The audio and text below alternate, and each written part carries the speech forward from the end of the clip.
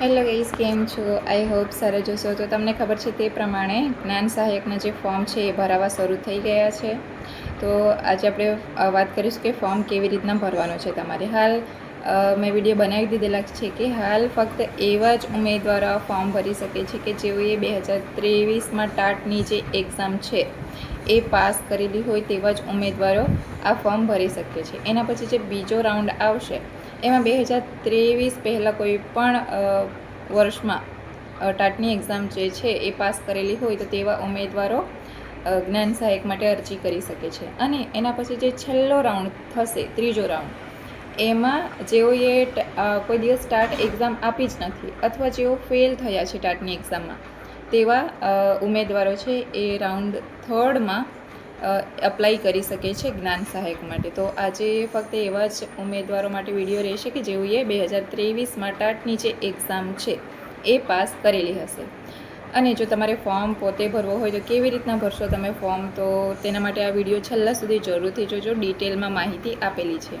અને આ ફોર્મ ભરવા માટેની જો તમને PDF જોઈતી હોય તો તમે જે જ્ઞાન સહાયકની ઓફિશિયલ વેબસાઇટ છે એના પર જઈને ડાઉનલોડ પણ કરી શકો છો, અથવા ડિસ્ક્રિપ્શનમાં મેં આપેલી છે લિંક, ત્યાંથી જઈને પણ તમે જે PDF છે એ ડાઉનલોડ કરી શકો છો, અથવા કમેન્ટ કરી દેજો. હું તમને PDF સેન્ડ કરી દઈશ, PDF માટેની લિંક સેન્ડ કરી દઈશ. ઓકે, તો ચાલો હવે આપણે વિડીયો શરૂ કરીએ કે ફોર્મ કેવી રીતના ભરાશે.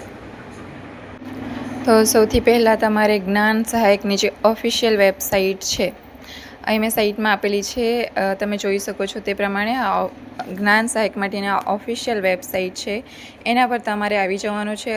જો તમને લિંક ના મળે તો ડિસ્ક્રિપ્શનમાં ચેક કરી લેજો, ત્યાં મેં આપેલી જ છે જ્ઞાન સહાયક માટેની ઓફિશિયલ લિંક. તમે ત્યાંથી ક્લિક કરશો તે લિંક પર એટલે તમે રીડાયરેક્ટ થઈ જશો આ ઓફિશિયલ વેબસાઇટ પર.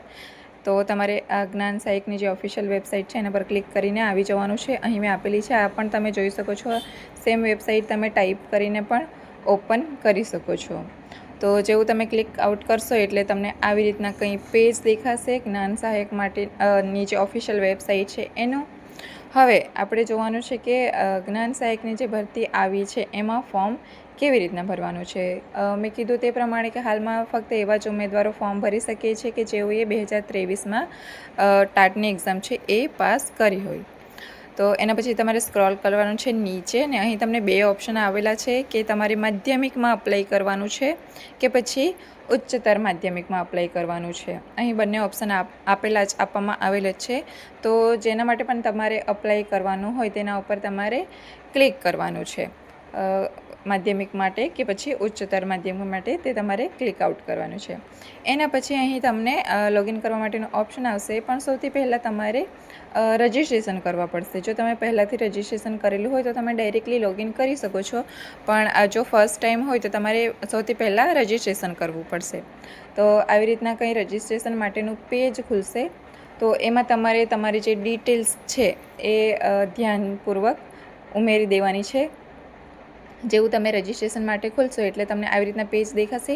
ત્યાં સૌથી પહેલાં કીધું તે પ્રમાણે કે 2023-24ના જ પાસ જે ટાટના ઉમેદવારો છે તે જ અપ્લાય કરી શકે છે, એટલે તે સિલેક્ટ આઉટ થઈ જશે. અને એના પછી તમારે તમારો જે સીટ નંબર હશે, ટાટનો જે સીટ નંબર હશે તે અહીં ટાઈપ કરવાનો છે. એના પછી તમારી જે પણ બર્થ ડેટ છે તે ટાઈપ કરવાનું છે. યાદ રાખો, અહીં બતાવેલું છે 2023-24ના જ સ્ટુડન્ટ્સ છે, ઉમેદવારો છે, ફોર્મ ભરી શકે છે. Seat number, date of birth add થયા બાદ તમારે ઈમેલ આઈડી ટાઈપ કરવાની છે, અને એના પછી મોબાઈલ નંબર ટાઈપ કરવાનો છે, અને એના પછી તમારે એક તમને યાદ રહે તેવો પાસવર્ડ ક્રિએટ કરી લેવાનો છે, અને કેપ્ચા સોલ્વ કરીને તમારે વેરીફાઈ મોબાઈલ નંબર પર ક્લિક કરવાનું છે. એટલે જે તમારો મોબાઈલ નંબર હશે એના પર એક OTP આવશે, આવી રીતના બતાવશે. ત્યાં તમારે OTP એન્ટર કરવાનો છે, અને એના પછી પોતાનું જે રજિસ્ટ્રેશન છે એ કમ્પ્લીટ કરવાનું છે. રજિસ્ટ્રેશન પર ક્લિક કરશો એટલે તમારું રજિસ્ટ્રેશન કમ્પ્લીટ થઈ જશે. પછી તમારે લોગિન પર ક્લિક કરવાનું છે. ફરીથી તમારે જે પણ જેના માટે પણ અપ્લાય કરવું છે, માધ્યમિક અથવા ઉચ્ચતર માધ્યમિક, તેના પર સિલેક્ટ કરી લેવાનું છે, અને એના પછી લોગિન કરવાનું છે. લોગિનની જેટલી પણ આ ડિટેલ્સ છે તે તમારે એડ કરવાની છે. Seat number, date of birth અને જે તમે પાસવર્ડ ક્રિએટ કર્યો છે તે અહીં ટાઈપ કરીને કેપ્ચા સોલ્વ કરીને તમારે લોગિન કરી લેવાનું છે. જેવું લોગિન કરશો એટલે તમને આ પ્રમાણેનું કંઈક પેજ જોવા મળશે. ત્યાં તમારે જે તમારી ડિટેલ્સ છે એ બધી અહીં બતાવી દેશે, કેમ કે તમે ઓલરેડી રજિસ્ટ્રેશન કરી દીધું છે એટલા માટે. હવે એના પછી આપણે જે બાકીની ડિટેલ છે એ ફિલ આઉટ કરવાની છે. એના માટે તમારે સૌથી પહેલાં ડેશબોર્ડ પર ક્લિક કરશો એટલે તમને અહીંયા એપ્લિકેશન ફોર્મ દેખાશે. હવે તમારે સૌપ્રથમ જે એપ્લિકેશન ફોર્મ છે એના ઉપર ક્લિક આઉટ કરવાનું છે, કેમ કે આપણે જે બાકીની ડિટેલ્સ છે એ ફિલઅપ કરવાની છે. એપ્લિકેશન ઉપર ક્લિક કરશો એટલે તમને આવી રીતના પેજ ખુલશે. હવે ત્યાં તમારી થોડીક જે ઇન્ફોર્મેશન છે એ બાય ડિફોલ્ટ બતાવી દેશે, કેમ કે આપણે રજિસ્ટ્રેશન વખતે એડ કરેલી છે એટલે ને. અને જે ડિટેલ્સ ના બતાવેલી હોય એ તમારે એડ આઉટ કરવાની છે, જેમ કે તમારો ફોટો છે અને સિગ્નેચર છે એ તમારે અપલોડ કરવાનો છે. એના પછી જે પણ તમારી શૈક્ષણિક લાયકાતો છે તે અહીં દર્શાવવાની છે. જે પણ તમે યુનિવર્સિટીથી પાસ કરેલું હોય તેની જેટલી પણ ડિટેલ્સ છે એ અહીં બતાવવાની છે. જો તમે કોમ્પ્યુટર કરેલું હોય તો તેનું તમારે યસ અથવા નોમાં આન્સર આપવાનું છે. એ અપાયા બાદ તમારી એકેડેમિક ડિટેલ ફિલઅપ કરવાની છે. તમે ક્વોલિફાઈ કેમાં છો તે અહીંથી સિલેક્ટ કરી લેવાનું છે. BA BCom કે પછી BScથી કરેલું છે એ તમારે સિલેક્ટ કરી લેવાનું છે. તમારું સબ્જેક્ટ અને સ્ટેટ, પછી યુનિવર્સિટીનું નામ, પાસિંગ યર ને અહીં જેટલી પણ ડિટેલ્સ છે એ બધી જે બેઝિક ડિટેલ્સ છે તે તમારે ફિલઅપ કરી દેવાની છે. હવે અહીંયા જોઈને જ ખ્યાલ આવી જશે કે તમારે કઈ કઈ ડિટેલ્સ ફિલઅપ કરવાની છે તે તમારે અહીં જોઈ લેવાની છે. સ્ટડી ટાઈપ સિલેક્ટ કરી લેવાનું છે કે તમારો કેવો સ્ટડી ટાઈપ છે. એના પછી પાસિંગ યર અને નંબર ઓફ ટ્રાયલ્સ, એટલે કે તમે કેટલી વારમાં જે આ એક્ઝામ છે એ પાસ કરેલી છે તે પણ બતાવી દેવાનું છે. એના પછી જે માર્ક્સ છે એ માર્ક્સની ડિટેલ પણ તમારે અહીં ઉમેરી દેવાની છે. એના પછી જો પોસ્ટ ગ્રેજ્યુએશન કરેલું હોય, જેમ કે BA પછી જો તમે MA કરેલું હોય તો તેની પણ તમે ડિટેલ એડ આઉટ કરી શકો છો, એડ ઓન કરી શકો છો. અને એના પછી જે પણ તમારી એપ્લિકેશન છે એમાં આગળ વધવાનું છે. હવે અહીં તમારે જે જિલ્લો છે, એકેડેમિક જે ડિટેલ્સ છે, ક્વોલિફાઈંગ છે એ સિલેક્ટ થયા બાદ જિલ્લો સિલેક્ટ કરવાનો રહેશે, સબ્જેક્ટ અને જિલ્લો. અહીંયા કોમ્પ્યુટર ક્વોલિફિકેશન તમારે બતાવવાનું છે, યસ અથવા નોમાં. અને એના પછી બાજુમાં બતાવેલું છે પ્રિફરન્સ ડિસ્ટ્રિક્ટ. પ્રિફરન્સ ડિસ્ટ્રિક્ટમાં બતાવેલું છે. અહીં તમારે જે જિલ્લો છે એ સિલેક્ટ કરવાનો છે કે તમે કયા જિલ્લા માટે અપ્લાય કરવા માગતા છો.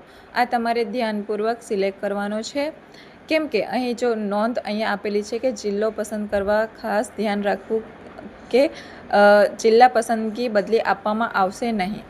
એટલે જે પણ તમે જિલ્લો પસંદ કરતા છો એ એકવાર વેરીફાઈ કરી લેવો કે તમને જે જિલ્લો જોઈતો છે એ જ અહીં સિલેક્ટ થયો છે કે નહીં. અહીંયા બતાવેલું છે કે જિલ્લો ફેરબદલ કરી આપવામાં આવશે નહીં. એટલે તમારે જે જિલ્લો છે એ સિલેક્ટ કરતી વખતે બહુ જ ધ્યાન રાખવાનું છે અને ધ્યાનપૂર્વક સિલેક્ટ કરીને પછી જ જે આપણું પ્રોસેસ છે એમાં આગળ વધવાનું છે. હવે એના પછી જિલ્લો તમે ધ્યાનપૂર્વક સિલેક્ટ કરી લીધું છે. એના પછી ગ્રેજ્યુએશનની જે ક્વોલિફિકેશન છે એ તમારે દર્શાવવાની છે. જિલ્લો પસંદ કરાયા બાદ આપણે જે બાકીની હવે ડિટેલ્સ છે એ એડ કરવાની છે. જેમ કે અહીંયા એકેડેમિક ગ્રેજ્યુએશન ક્વોલિફિકેશન, તેની જેટલી પણ જે પણ તમારી ડિટેલ્સ છે એ એડ કરવાની છે. એના પછી વ્યવસાયિક લાયકાતની વિગતો અહીં દર્શાવવાની છે. જેમ કે ઓલરેડી તમે BEd કરેલું છે તો તે BEdની જે લાયકાતો છે એ તમારે અહીં દર્શાવવાની છે. જેમ કે અહીંયા સિલેક્ટ આઉટ જ કરેલું છે કે BEd, અને એના પછી એની જેટલી પણ ડિટેલ્સ છે, કઈ તમે કોલેજમાંથી BEd કરેલું છે, કયા વર્ષમાં પાસ કરેલું છે, કેટલા ટ્રાયલથી પાસ કરેલું છે, એ બધી ડિટેલ્સ છે એ એડ કરવાની છે. અહીં તમારે ધ્યાનપૂર્વક વાંચી લેવાનું છે અને એના પછી જે બધી ડિટેલ્સ છે એ એડ કરવાની છે. એના પછી પોસ્ટ ગ્રેજ્યુએશનની પણ ડિટેલ જો તમારી પાસે હોય તો તમારે એડ કરવાની છે અને એના પછી સેવ એન્ડ નેક્સ્ટ કરવાનું છે. એટલે તમારી જે એપ્લિકેશન છે એ એવી રીતના સક્સેસફુલી સેવ છે એવી રીતના બતાવી દેશે. અને એના પછી ડોક્યુમેન્ટ અપલોડ કરવાના છે. અહીં જેટલા પણ ડોક્યુમેન્ટ બતાવવામાં આવેલ છે એ તમારે રેડી રાખવાના છે. એની PDF બનાવીને તમારા ફોનમાં અથવા તમારા PCમાં રેડી રાખવાના છે, જેથી કરીને આપણે એકસાથે બધા ડોક્યુમેન્ટ અપલોડ કરી દેવાય. અહીં જેટલા પણ ડોક્યુમેન્ટ બતાવેલા છે, જેમ કે તમારું LC છે, 12થનું રિઝલ્ટ છે, કે પછી ગ્રેજ્યુએશનનું છે, પછી ટાટનું છે, જેટલા પણ ડોક્યુમેન્ટ બતાવેલા છે એ તમારે અપલોડ કરવા પડશે. અને એના પછી ડોક્યુમેન્ટ બધા અપલોડ કરી દેવાના છે અને એકવાર એને જરૂરથી ચેક કરી લેવાનું છે કે જે ડોક્યુમેન્ટ તમે અપલોડ કરેલું છે એ બરાબર છે કે નહીં. અને જો તમે ઓલરેડી કોઈ શાળામાં જ્ઞાન સહાયક તરીકે ફરજ બજાવી રહ્યા છો અને તમારે કોઈ બીજી જગ્યાએ જવું છે, તો તેના માટે એક સ્કૂલમાંથી પ્રમાણપત્ર લખી આપવામાં આવશે, તે પણ તમે અપલોડ કરી શકો છો. એના પછી બધા જ ડોક્યુમેન્ટ અપલોડ થયા બાદ તમારે આગળ વધવાનું છે અને અહીં તમારે એક ડિક્લેરેશન છે એ આપવાનું છે. હવે કીધું તે પ્રમાણે જે પણ ડોક્યુમેન્ટ છે તમારે એકવાર ચેક કરી લેવાનું છે. એના પછી એક તમારે ડિક્લેરેશન આપવાનું છે કે જે પણ તમે ડિટેલ્સ એડ ઓન કરી છે તે બધી બરાબર છે કે નહીં, તેના માટે તમારે અહીં ટિક માર્ક કરી દેવાનું છે. અને એના પછી કન્ફર્મ કરીને જે તમારું ફોર્મ છે એ કમ્પ્લીટલી ભરાઈ જશે. અને એના પછી તમારે ડેશબોર્ડ પર જવાનું છે. ડેશબોર્ડ પર જેવું તમે જશો એટલે તમારું જે ફોર્મ છે તમને કંઈક આવી રીતના બતાવશે. અને એના પછી નીચે અહીં પ્રિન્ટ એપ્લિકેશન બતાવવામાં આવેલ છે, એના ઉપર તમારે ક્લિક કરવાનું છે એટલે તમને આવી રીતના જે તમારો એપ્લિકેશનનો નમૂનો છે તે તમને સાઇટમાં બતાવી દેશે અને એને તમે પ્રિન્ટ આઉટ કાઢીને પણ રાખી શકો છો. બસ આવી રીતના સિમ્પલી તમારે ફોર્મ ભરી દેવાનું છે. ખૂબ જ ઇઝી છે, તમે પણ જાતે ભરી શકો છો.